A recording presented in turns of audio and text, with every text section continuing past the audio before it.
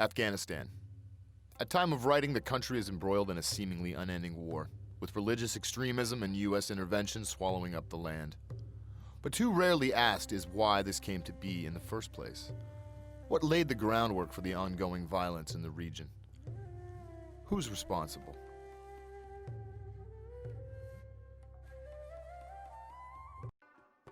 Since feudal times, the landholding system in Afghanistan remained unchanged, with more than 75% of the land owned by powerful landlords who made up only 3% of the rural population.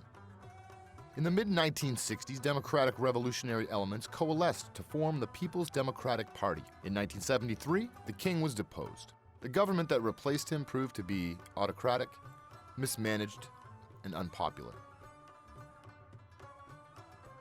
It, in turn, was forced out in 1978 after a massive demonstration in front of the presidential palace, and after factions of the army intervened on the side of the demonstrators. The military officers who took charge invited the PDP to form a new government under the leadership of Nur Muhammad Taraki, a Marxist poet and novelist. The Taraki government proceeded to legalize labor unions and set up a minimum wage, a progressive income tax, a literacy campaign, and programs that gave ordinary people greater access to healthcare, housing, and public sanitation. Fledgling peasant cooperatives were started, and price reductions on some key foods were imposed. It provided public education for girls and for the children of various tribes. Women studied agriculture, engineering, and business at the city's university. Afghan women held government jobs, drove cars, traveled, and had a great deal of sexual freedom. 50% of university students were women. The Taraki government also moved to eradicate the cultivation of the opium poppy. Until then, Afghanistan had been producing more than 70% of the opium needed for the world's heroin supply. The government also abolished all debts owed by farmers and began developing a major land reform program. Unsurprisingly, serious opposition arose from several quarters. Feudal landlords opposed the land reform program that infringed on their holdings. Tribesmen and fundamentalist mullahs vehemently protested the government's dedication to gender equality and the education of women and children. Because of its egalitarian and collectivist economic policies, the Taraki government also incurred the opposition of the U.S. national security state. Almost immediately after the PDP coalition came to power, the CIA, assisted by Saudi and Pakistani military, launched a large-scale intervention into Afghanistan on the side of the ousted feudal lords, reactionary tribal chieftains, mullahs, and opium traffickers. A top official within the Taraki government was Hafizullah Amin, believed by many to have been recruited by the CIA during the several years he spent in the United States as a student. In September 1979, Amin seized state power in an armed coup. He murdered Taraki, brought the reforms to a screeching halt, and murdered, jailed, or exiled thousands of Taraki supporters in a move towards establishing a fundamentalist, American-backed Islamic State. Within just 2 months, he was overthrown by PDP remnants.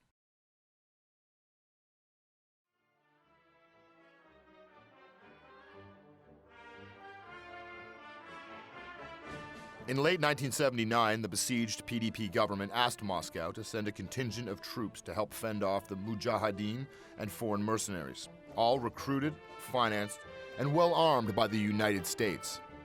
The Soviets had already been sending aid for projects in mining, education, agriculture, and public health. Deploying troops represented a commitment of a more serious and politically dangerous sort. It took repeated requests from Kabul before Moscow agreed to intervene militarily. The Soviet intervention was a golden opportunity for the CIA to transform the tribal resistance into a holy war, a jihad to expel communists from Afghanistan. Over the years, the United States and Saudi Arabia spent about $40 billion on the war in Afghanistan.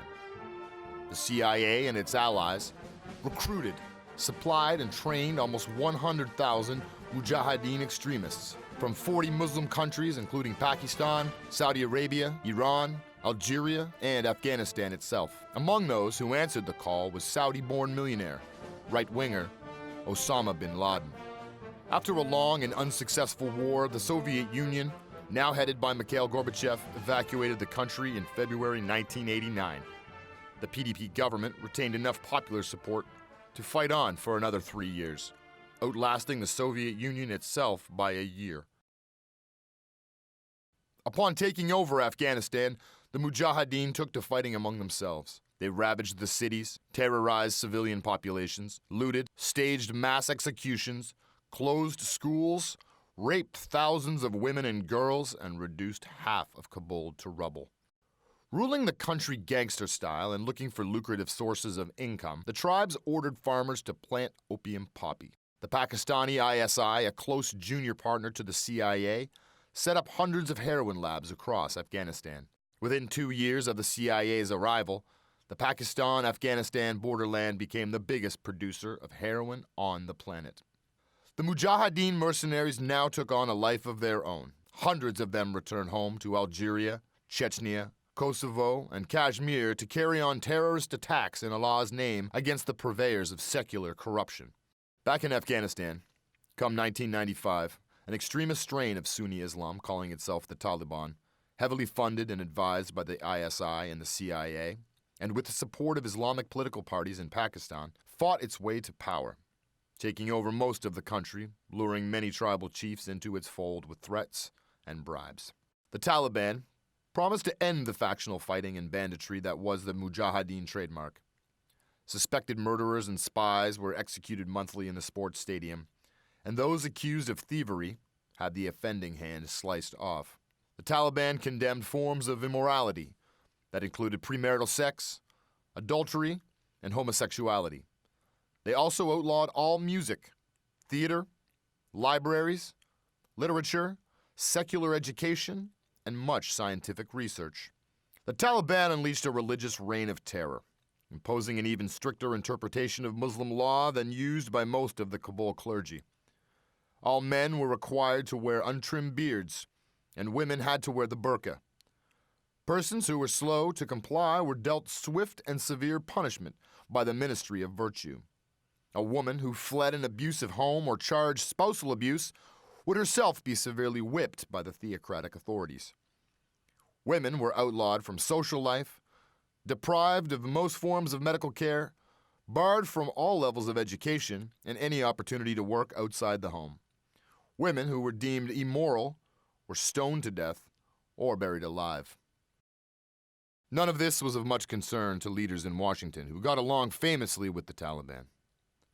As recently as 1999, the U.S. government was paying the entire annual salary of every single Taliban government official. It wasn't until October 2001, when President George W. Bush had to rally public opinion behind his bombing campaign in Afghanistan, that he denounced the Taliban's oppression of women. His wife, Laura Bush, emerged overnight as a full-blown feminist to deliver a public address detailing some of the abuses committed against Afghan women.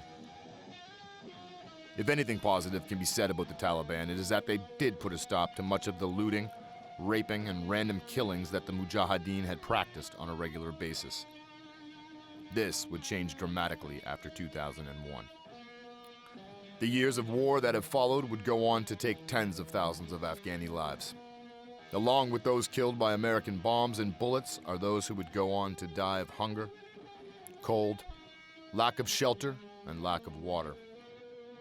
Neither the Clinton nor Bush administrations ever placed Afghanistan on the official State Department list of states charged with sponsoring terrorism, despite the acknowledged presence of Osama bin Laden as a guest of the Taliban government.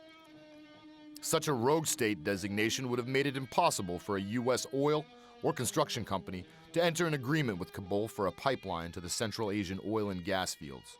Relations between Washington and the Taliban soured as talks with the Taliban about building an oil pipeline through the area went nowhere.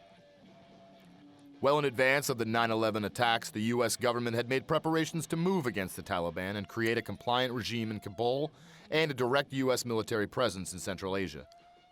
The 9/11 attacks provided the perfect impetus, stampeding U.S. public opinion and reluctant allies into supporting military intervention.